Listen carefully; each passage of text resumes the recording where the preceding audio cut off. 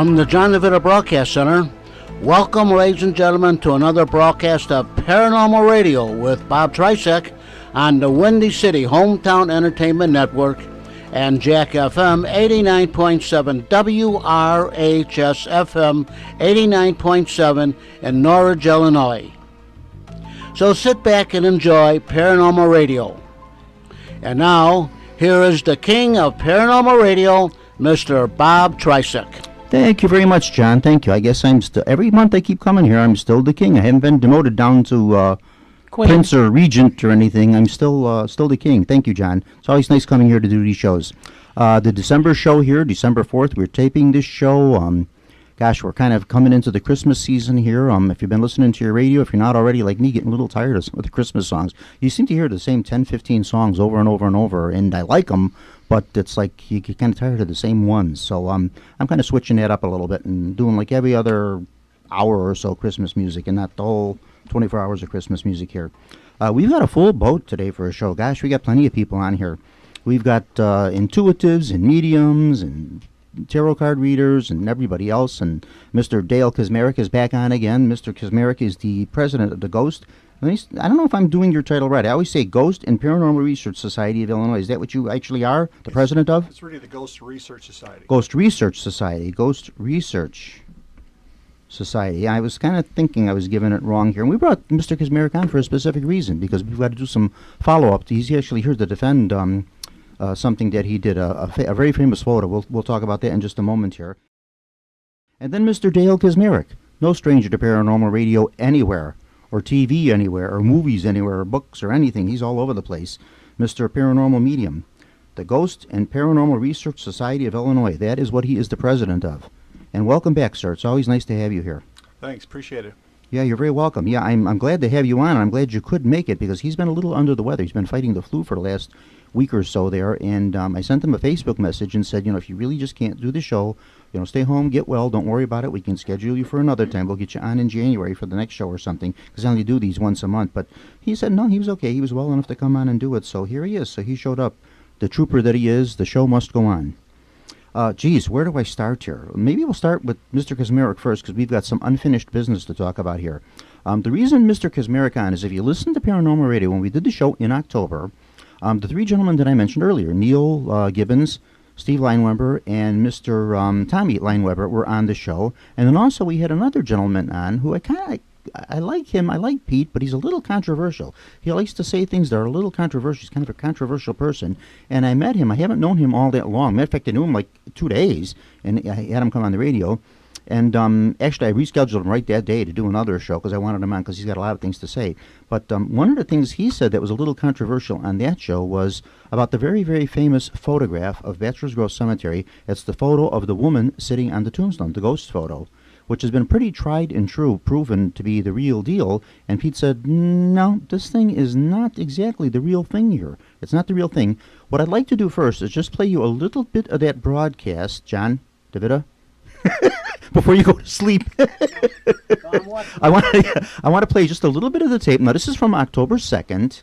We had to back the tape up a little bit, and it's the October 2nd show, and this is where Pete is talking about the photo that, what he believed it not to be the real thing. So go ahead, play that. We'll listen to a couple of minutes of that, just to refresh everybody's memory.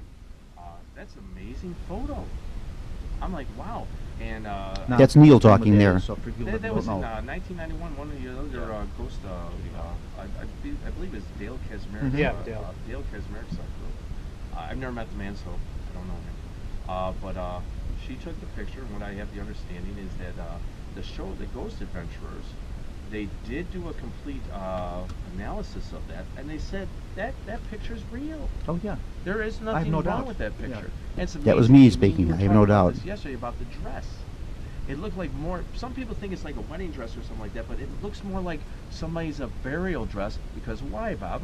The shawl that you saw. It's a shorter dress. Mm-hmm. And I said, if it was a wedding dress, to me, many people have told me that. Lavish. Exactly. I says a Victorian wedding, it would have been very, there'd be a veil over the head. There'd be, it'd be very elaborate. There'd be a train. It'd be a long dress. And this thing almost looks like it's like a 3/4, like it doesn't go all the way down to the ground type thing. And it almost looks like the sleeves are like 3/4 sleeves or short sleeves on it too. And also too, you can very distinctly see the head and see like a short hair. You know, you looks can't like- make out facial it facial look- features. Yeah, but and you it can. looks like a Yeah. late photo from the 1800s. Yeah. I'd love to chime in, but I don't want to be a buzzkill. No, Here's please, Pete. Now, this is where the please, I know way controversy too comes much in. about this backstory. Please, But, chime in. If you know something, please, by all the way. It could take an hour. No. No, I'll make it simple. I mean, generally speaking, I had some issues with it. I'm like Fox Mulder with this particular photo in X-Files. I want to believe, I really do. And how much time am I going to devote to this photograph? Right. Now, let's put the side story stuff. I don't want to make enemies yet. I already have enough of those with this. No. field. You're fine. But they say, well, Kodak's saying, oh, it's a real person. It's casting a shadow. I'm sitting there thinking, well, yeah, it's a real person. It's not Photoshop. Okay. They say they used infrared film.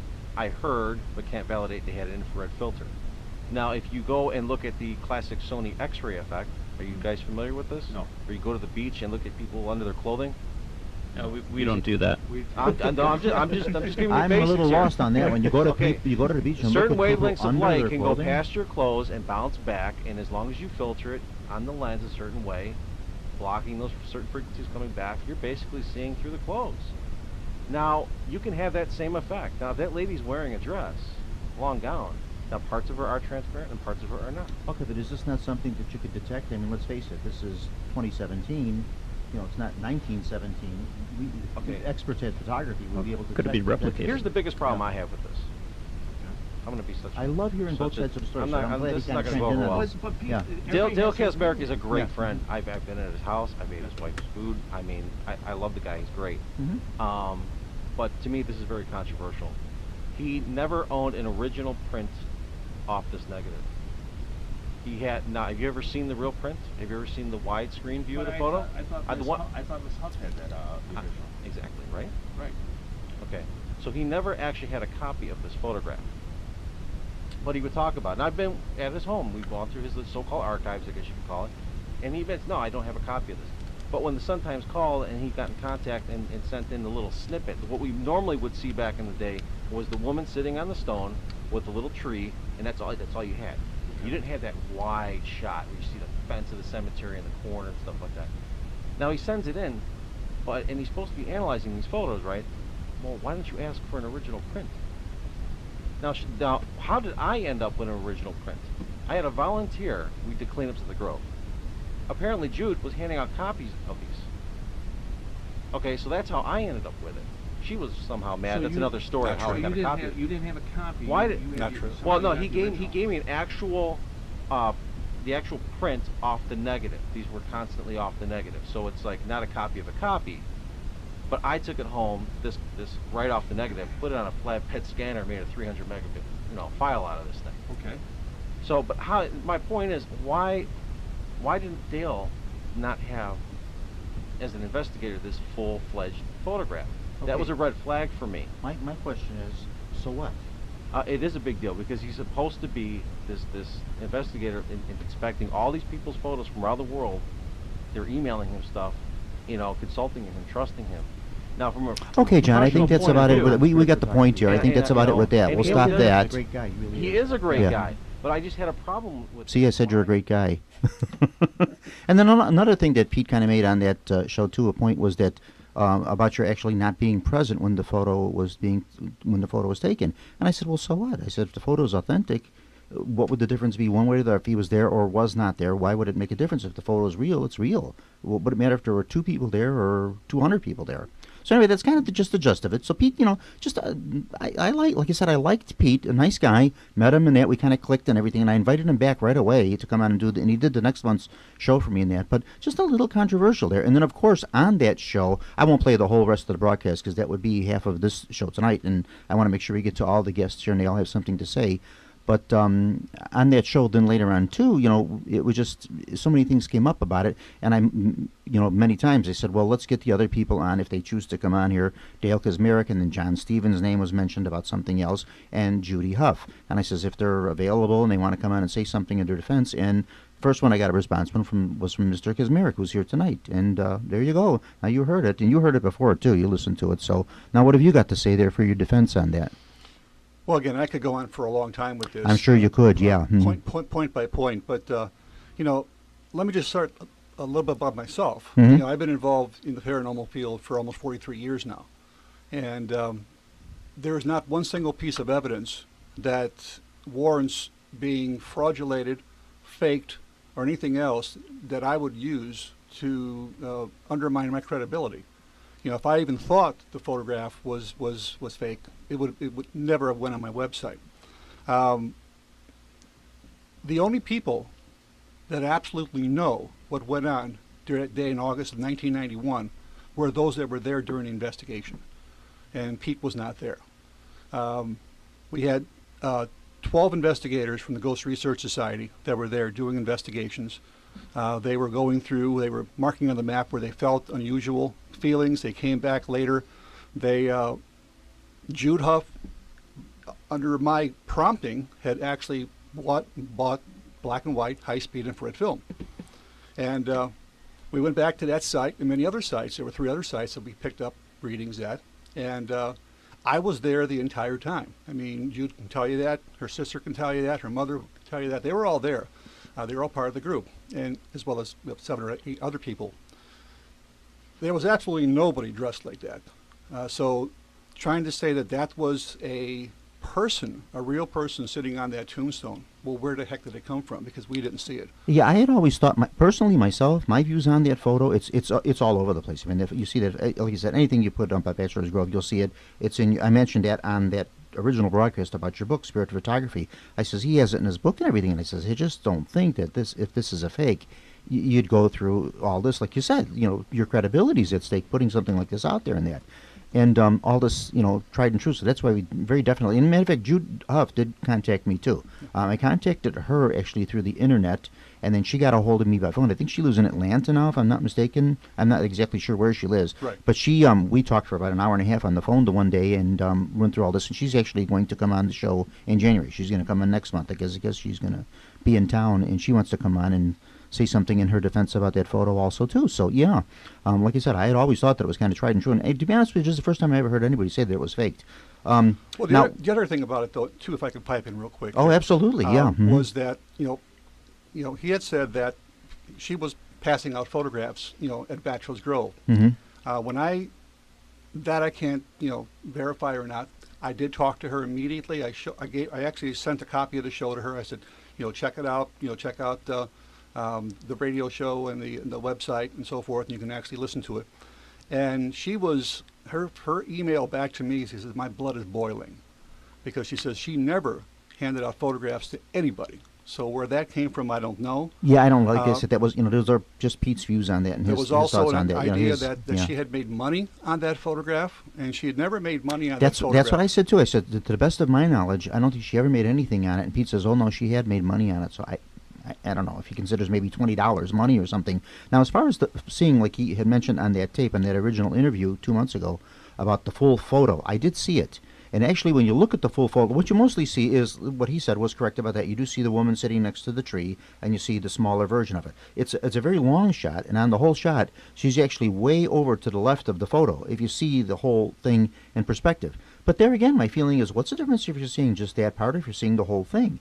If it's an authentic photo, it's an authentic photo. What does it matter if you're seeing the top half or the bottom? Whatever you're seeing, if it's the real deal, it's the real deal. It would make no difference to me. Well, I've been basically looking at spirit photographs for well over 30 years now. And I've seen literally, without a doubt, tens of thousands of photographs Fakes. in 30 years. Yeah. A lot of fakes. Oh, yeah. A lot of natural explanations. Mhm. A lot of Photoshop. Sure. A lot of ghost applications and so forth. But the whole idea that somebody would purposely fake this, for whatever reason, and how was this done? How was this accomplished? I mean, this is not a digital image. This is a 35 millimeter image. And that's what I brought up too. So I said, that lady's image is Yeah. on the negative. and I said, this is 1991 photo. We're not talking about a photo from 100 years ago or something. It's 1991. I'm sure anybody today with the equipment and the knowledge that's out there, and that you'd be able to easily detect if this was not. Now, my question to you then, Mr. Kaczmarek, is What have they ever done to the photo? And for the benefit of the listeners, and in your defense, what have they actually ever done to this to actually prove and say, yes, we just have no explanation for this photo, we've examined it, who's the photographic authorities that have looked at it and said, yep, we have no explanation for this, and it is indeed something we cannot explain? Well, the very first time, let me go back. The very first time this photograph was actually shown to a general public, besides going into the Chicago Sun-Times and Tribune, which was actually in, was a show I did for the Discovery Channel called Phantom Photographs. And we showed this, and then it was actually sent to Kodak in Rochester, New York, to a guy named Len Zapruder. Now, Len Zapruder supposedly was a photographic expert. Now, again, I say there's no such thing as an expert in any field. But anyway, he said he was an expert, and he wasn't even sure that it was infrared. He said, I assume this is infrared film because I was told it was infrared film. And that's the point that Pete was trying to make, that, you know, that the image, if you look at the image of the woman, she looks like she's casting a shadow. But if you look very carefully at that image, the entire tombstone, the woman, and everything are already in the shadows cast by the trees. So therefore, she's not casting a shadow. It's not a real person. Part of her is even semi-transparent. You can actually see through her head and her knee. It's, some people say it's because she moved. Well, that could be too. But, you know, for anybody to simply have walked into our investigation dressed like that would have stood out like a sore thumb and go, what's going on here? We've all seen the fake photos. Yeah, And we know what these they are- look like. And Yeah. these are all in a loop. These were 36 pictures shot there that afternoon, which I basically have the scanned images from those original negatives. Now, the other idea, and you mentioned it earlier, and it was also mentioned on the tape that you played there, that why did I not get an original for so long? Well, I mean, that I can't explain. I mean, there was some when I got the photograph, I got the cropped version. I got the enlarged version of that image, and it wasn't until maybe 20 years later that I saw the entire image. But again, in analyzing photographs, a lot of times when people send me photographs before emails, they send snail mail, right? Sure, of course. And I got pictures in the mail. Well, no one's going to part with their negatives. Of course not. They're going to give you a copy. They're going to make me a copy. They're not going to send the original. So basically, that's what I had to work with when I was analyzing this particular photograph, was a copy. Okay, what got sent to this Mr. Zapruder? Is that any relation to the Zapruder, the famous Kennedy Zapruder films? I don't believe so. Okay. What you did just say, though, about him was that he was supposed a photographic expert, and he himself said he wasn't sure if it was infrared or wasn't infrared. If he was somewhat of an expert, don't you think he'd be able to know that? Yeah. Okay. So I why mean, would he say something like that? He's not sure. You would know just by looking at an image. Okay, that image I would think so, was especially taken- if you're. See, I'm not an expert in this, in photography. I've always enjoyed it and that kind of stuff. And I've looked, like you have said, looked at many of these photos, and some you can spot, some are very obvious. Some take a little more detecting. What's the authentic and what's not. This one I always believed is the truth, and I still do, to be honest with you. But somebody like him, if he's an expert at this, you think he'd be able to? Okay, Cracker Jack. I look at this right away, and I can tell you, hands Well, down. Infrared film, for people that are not familiar with infrared film, it's basically a film that is sensitive to 800 nanometers of very intense infrared light beyond what we can actually see. It's something in an area above and beyond visible light. And it's mostly in the range of heat. When you take a photograph with infrared film, some people use filters. I actually brought along some filters to show you. We've actually used filters with film in the past. What you're actually picking up sometimes is infrared light reflected back by your subject, or if something shows up in a spectrum that we can't see, i.e. infrared light, it could be a ghost. Looking at that photograph, you should have immediately be able to tell that that was not an ordinary black and white image, that was simply an infrared image, because just by the texturing of the background, the light, and He should be able to know that. the photographic process. But yet he said he wasn't sure. Right. Did any other experts examine the photo? Maybe somebody that's a little more expert than Mr. Zapruder, whoever Well, this gentleman again, is. when the show Aftershocks came on with Zach Bagans, when Jude was invited back to talk about her photograph, there was a Ghost Adventures episode. I think shot at Bachelors Grove, but Mhm. they couldn't find, even in the episode, they said they couldn't find the person that shot the photograph or who was in charge of the photograph. Oh, there are some impersonators too. There are some people saying that they took the photo that aren't really. But again, Jude those Huff. people that examined those images in the Aftershocks video or the documentary stated that for the most part, they could not explain how that got on there.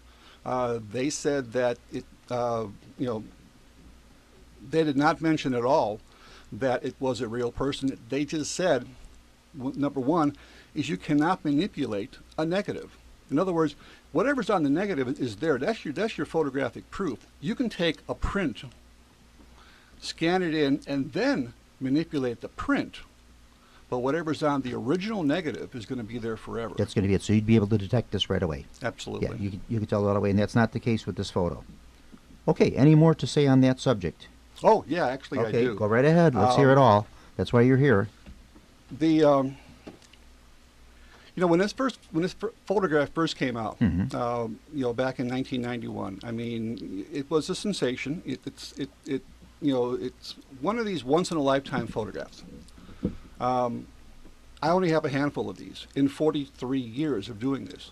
I took a lot of heat from a lot of people, media, ghost groups, skeptics, just ordinary people that, this is too good to be true. It's a fake. And it took me so long to try to prove this, that number one, this was not a fake photograph. This was not somebody sitting there. This was under intense scrutiny when this photograph was shot. I mean, there was at least 10 other people around when that photograph was shot. And not a single person remembers anybody dressed like that in the cemetery. So, and again, they're all in a row. I mean, there are 36 photographs in a row in this roll of film. So, And then bingo, there's this one. yeah, Nothing else, just that. Boom. just that. Yeah, mhm. Mhm. Broad daylight. And basically, there was talk even on the show that you did in October about going back and trying to replicate this photograph. Yes, yeah. Steve Leinweber had brought that up. Yeah. The idea of that, I mean, number one, first of all, if you can even find infrared film, which is almost impossible to find. And Yeah, number by now two, it's kind of outdated. yeah. And then number two, you have to find a place to develop that film. Now, infrared film is very sensitive to heat. It's very sensitive to light. Most film, most black and white and color film that's using 35 millimeter cameras, you can load them with what's called subdued light. In other words, you can go into a darker room, in a corner, and load it perfectly fine. Infrared film must be loaded and unloaded in total darkness. When they develop the The film, old-fashioned darkroom. and when they've developed the film, they can't use the red light as a safety light, which that emits IR light. So it must be developed in total darkness. So a lot of places don't like touching infrared film, because the first thing you want to do when you take the canister in to somebody, they want to unwrap that canister and look at the film, actual film cartridge. Now those film cartridges are not guaranteed to be 100% light tight. So light can hit that film prematurely, fogging the film and just destroying it. Sure. So there's a lot of safeguards about infrared film, even trying to replicate it. I mean, you could go out there 1,000,000 times, and you may never get an image like that again. No, absolutely not. Like you said, it's a once-in-a-lifetime thing. The only one that I like to compare that photo to is that famous 1936 photo in the English castle, the woman coming down the staircase, the woman in white with the long flowing robe coming down. The And brown lady of the Rainbow brown lady, Hall. yep, that's another one too, and it's never been proven. Not from 1936 now. What kind of technology was there in 1936? But they used to take that photo, and they've never proven or disproven that it's the authentic thing. It's the real thing. This one falls definitely in that category too. It's never been disproven.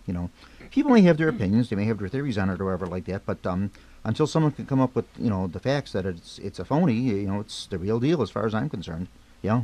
Mhm. I mean, it's just going back to phase one. I mean, basically, in 1991, there was 10, 12 people in that investigation. Mhm. And really, they are the only ones They're the only ones that would be witnesses to to it. witness and they to could that say, effect that there was nobody there. In fact, when this photograph first came out, they even said that was my wife sitting on the tombstone. Okay, And my wife, I said, okay, when did my wife have a... I've heard a few theories about who that person might be, which, yeah, I know. When did my wife get a Victorian gown or something to Yeah, dress up sure, in sure. and sit there? And it doesn't even look like my wife. I mean, it's... It really doesn't look like anybody. I mean, you can't really see the facial. It's more like a blank face. You see the hairstyle and you see, the gown and everything else and all that. But the face itself, you can't make facial expressions out on it at all. Well, there's actually, there's actually a thought who that actually might be. In fact, a very Mrs. Humphreys. Yeah, exactly. Yeah. A good friend of mine, a researcher, Len Dorman. Mm-hmm. I don't know if you're familiar with him. Oh, sure. Len's been on here a few times. Yeah. Oh, yeah. Now he moved away, too. He's in Georgia or someplace. Arkansas, I Or believe. yeah, something Yeah. like that, yeah. Mm-hmm. And He's been a little ill, too. Len, get well if you're listening to this. I know he's been going through some surgeries and stuff, too, and all that kind of stuff. Len, get well, recuperate, and under Gail's loving care there, I'm sure you'll recuperate fast. So get well, Len, and get back into the paranormal field as soon as you can. if you compare the photograph, basically it's a profile of the one sitting on the tombstone. So you only see, one side of a face, the right side of the face. But then if you look at Mrs. Humphreys, that photograph, I mean, it's a spot-on, straightforward image. There's striking just the similarities. shape of the face and the there's shape of striking the similarities between the two. Mm-hmm. And it could be. It could. We don't know. we don't know who that tombstone Do we know? belongs to. I was just gonna say. Do we know whose stone that was? We don't. No. It's a nameless stone. There's no. Top of it has long been broken off. Like so much stuff at that cemetery has been vandalized. So we didn't really know whose stone that was, or even if it's in the right spot. So much of that stuff has moved around in that. Let's take a break from this for just a moment. We'll get back to it. We'll come back and talk some more about this. But I want to get the ladies into the conversation here. Okay, you've been listening to all of this. Now, as intuitives and mediums and everything, have any of you ever been to Bachelors Grove Cemetery? On the ghost tour that we just... Okay, on the tours, that kind of stuff like that? But never on your own, like just going there? No, You have? I've been there. I live down the street, Oh, you live in... Crestwood. Oh, okay, you're right by me. I'm in Alsip. I'm not too Okay. far from there. No, you're I'm not on at all. 119th, and the cemetery's on 143rd, so I'm close to... I always say it's in my backyard now, so I was there quite frequently, too. And now, anything ever happened to you out there? Did you ever pick up anything? And this is Anne-Marie who's talking here, Anne-Marie Cross. Yeah. I've always had like a feeling I can feel energy, but have I ever seen anything? Has anything shown up on a picture? No, but you just know that being an empath, you can pick up that there is... Sure, something going on, something you just can't explain, that feeling. Exactly. Yeah. Mm-hmm. But I've read a lot about Bachelors Grove and things people have seen. I can't personally attest to any of that, but I don't deny it. Just about anything you picked up Bachelors Grove, you had to have seen the photo that's we've been Right. discussing now, because it's very famous. And Renee, how about yourself? Is that photo then, you had said Mrs. Humphrey, is that John Humphrey? Senator John Humphreys, yeah, Okay. his first wife. Okay. Because he was married twice. He married the first wife. They actually believe that she is the Madonna of the. There's theories about this. Yeah, there you go. There's the photo, which you can't see on radio, but we're showing it to the people present here in the station. Wow. So you can see that photo, and they're attributing that to maybe being Mrs. Humphreys. And then of course the second wife he married his secretary. And that doesn't look anything like her. It looks more like the first wife than it does the second. So Yeah. yeah, Wow. yeah. Mm-hmm. Yeah. I mean, I'm kind of like Anne-Marie where I can feel energy. Mm-hmm. I know, like, even at my house when we do, we'll do, like, pictures. We'll do, like, on Monday night when we have my group. Crystal has done many pictures with orbs. Oh, and- sure. Yeah, I've gotten orbs, too. Those are very common, yeah. Yeah. Mm. And we Yeah. get many, like, great pictures of the orbs flying here and there. And What color are your orbs? mainly, they seem to be just the white orbs. I don't know if we've White and had blue, too many yeah. color White and blue. orbs. Yeah. And sometimes they'll be, like, really pretty intense. Yeah. So but then you feel the energy too, and it seems like when we laugh more, that's when we have more orbs. when Oh, we're, you got like, happy really- ghosts. Yes, Okay. absolutely. Yeah. Happy spirits. We have to Right. take a break, John? Okay, just hold that thought for just 1 minute. We're going to take a break and come back with us, folks. We got a lot more to talk about. We'll be back in just a minute. Okay. It's very fast. It's only like a half a second, so just leave everything on. You don't have to. You're listening to Paranormal Radio with Bob Trzeciak from the John DeVita Broadcast Center on Jack FM 89.7 WRHS FM Norwich and the Windy City Hometown Entertainment Network on Tuesday, December the 5th, the year 2017. And this is Jack FM 89.7 WRHS FM Norwich, Illinois.